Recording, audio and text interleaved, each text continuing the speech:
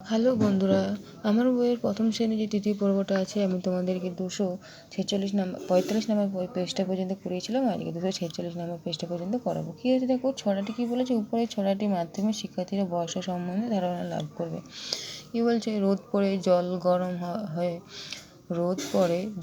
গরম হয়ে আকাশতলে মেশে, নানান রকম আকার নিয়ে হাওয়ায় চলে ভেসে, নীল কালো মেঘ বাদল হয়ে ঝরঝরিয়ে ঝরে, বলদ মাঠের লাঙল টানে পুকুর জলে ভরে। দেখো তো বর্ষাকালে জানো তো প্রচুর জলে মানে পুকুর জল ভরে যায়, রাস্তাঘাট ভরে যায়, ড্রেন ভরে যায়, দেখবে মাঠে ধান চাষ হয়, নদী নালা সব কিছু ভরে যায় বর্ষার সময়, সেটাই বলছে। ঠিক আছে, চলো এবার 247 নাম্বার পেজটা কী বলছে, ছবি দেখে সঠিক কথা মেলাও।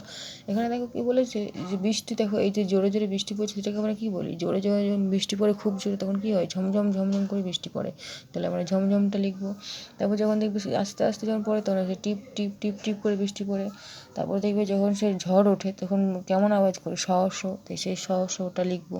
ঠিক আছে, ছবি দেখে দেখে আমরা যেটা লিখলাম, ছবি দেখে বুঝতেই পারছো। চলো 248 নম্বর পেজটায় কী আছে। 48 নম্বর পেজটায় কিছুই না, সব কিছু তোমাদের বইয়ের মধ্যে করাই আছে। অনেক ফুল, বড় মালা, কটা ফুল গাঁথা হলো। দেখো কী আছে, এখানে 10টা ফুল, এখানে 10টা ফুল, তাহলে 10 আর 10 যোগ করলে কত হয়, 20 হয়। তাহলে এখানে কী হবে, 2 10 লিখেছে।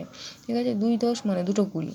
ঠিক ওইরকমভাবেই এখানে 10টা, এখানে 10টা, এখানে একটা, তাহলে এখানে 10 আর 10 20 আর 1, তাহলে কত, 2 10 1 তাহলে 21 হয়। 2 10 1 21, 2 10 2 22, এইভাবে 2 10 3 23, যেমন তোমরা নাম একচন্দ্র পড়ো, 2 10 3 23 2 4 24, ঠিক ওইভাবে সব কিছু লেখা আছে, এইভাবে তোমরা এটা পড়ে নেবে। ঠিক আছে, তো আমি চলো তোমাদেরকে 249 পেজটা করেছি। Let see and circle the right word, মানে সঠিক শব্দটা গোল সার্কেল করতে বলে। যেমন স্পুন মানে যেন চামচ, সেই চামচটা আমরা কি এখানে দেখো বইয়ের মধ্যে করেই দিয়েছে গোল। তারপর দেখো এটা দেখছি বুক মানে যেন বই, তাহলে বুকটা সার্কেল করবে। তারপর রুট, জানো তো গাছের শিকড়কে যে রুট বলে, তো এই রুটটা হবে।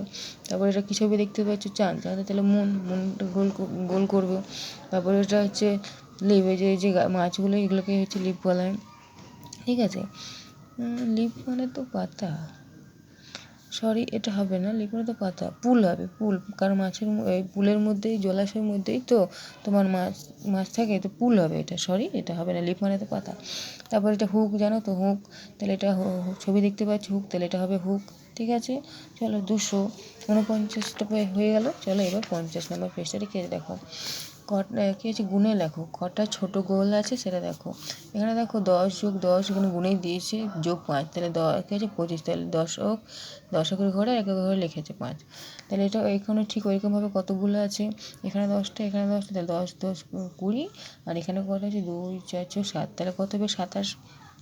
কটা গোল আছে, এখানে দেখো 10 আর 10 20, আর এখানে কত হচ্ছে 2 4 6 8 9, তাহলে কবে 29, মানে 2 এর 9 29। ঠিক আছে, এবার হচ্ছে ঠিক পরে কি লেখো, 23-এর পরে কত 24, 26-এর পরে 27, 29-এর পরে 30, 20-র পরে কত 21।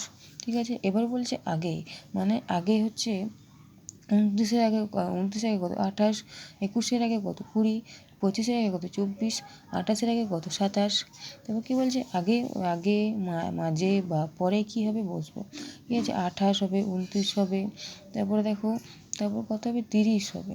ঠিক আছে 30, তারপর হচ্ছে 21 22 23, তাহলে এবার 25 24 23। ঠিক আছে, হয়ে গেল, আগে মাঝে পরে দুটোই মিলে করে দিলাম। ঠিক আছে, বুঝতে পারলে। এবার বলছি চলো 251 নম্বরটা কী আছে, ফাঁকা ঘরে পরপর 1 থেকে 30 লিখি। তো দেখো প্রথমে আমি নিচের দিকটা সলভ করে দিচ্ছি। দেখো এখানে 0 থেকে তোমাদের মাঝে মাঝে 1 2 লেখা আছে, তারপর 6 লেখা আছে, 10 লেখা আছে, 14 লেখা আছে, তাহলে কী করবে, তাহলে 1 2 আছে, তাহলে 3 4 5 6 7 8 9 10 11 12 13 14 15 16 17 18 19 করে এভাবে লিখে লিখে যাবে ঘরগুলো, যতগুলো ঘর ফাঁকা আছে। ঠিক আছে, এবার চলো কী করবে, এখানে দেখো 30 লেখা আছে উপরে, নিচে আছে 0, তাহলে কী করবে, তাহলে এদিকে 1 হবে, এদিকে 2 হবে, এদিকে 3 হবে, এদিকে 4 হবে, এদিকে 5, এদিকে 6, এদিকে 7, এটা 8, তাহলে 9 10 11 12 13 14 15, 16 17 18 19 20 21 22 23 24 25 26 27 28 29 30, পরপর করে দিলাম। বুঝতে পারলে, আশা করি বুঝতে পারলে। চলো এবার 252 নম্বর পেজটায় কী আছে দেখি। 252 পৃষ্ঠায় দেখো একটা ছবি আছে, তোমরা ইচ্ছে মতো তোমরা ছবিটা রং করবে, ঠিক আছে।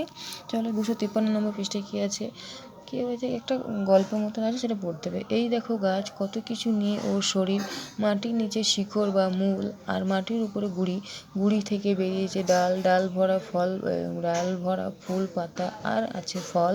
সেই ফলের ভেতরে আছে বীজ, বীজ মাটিতে পড়ে, আলো হাওয়া আর জল পাই, সেই বীজ থেকে হয় আবার নতুন গাছ। আমরা আশা করি জানি যে বীজ থেকেই গাছ হয়, গাছ থেকেই তারপর ফল হয়, ফুল হয়, ঠিক আছে।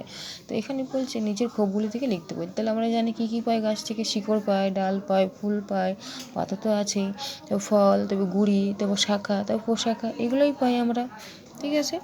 যদি ভিডিও ভালো লেগে থাকে তাহলে একটা লাইক কমেন্ট শেয়ার করে দিই। আজ এই পর্যন্ত।